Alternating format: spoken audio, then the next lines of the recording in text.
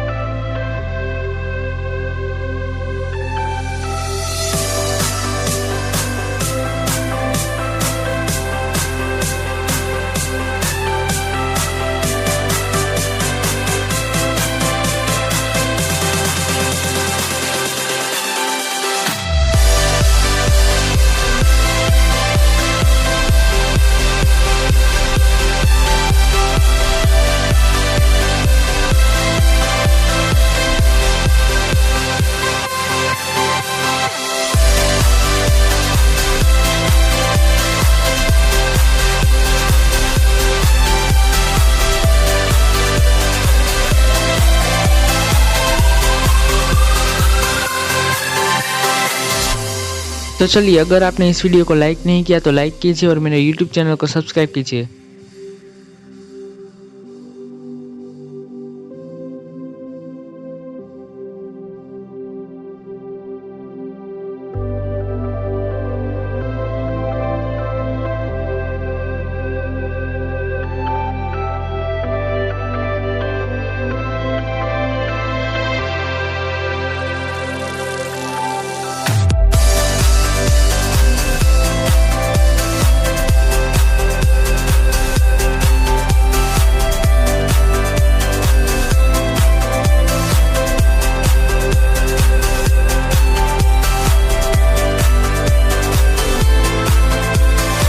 જો આ વિડીયો તમને સારો લાગ્યો હોય તો મને કમેન્ટમાં કહેજો। આ વિડીયોને લાઇક કરજો, શેર કરજો અને મારી YouTube ચેનલને સબસ્ક્રાઇબ કરજો।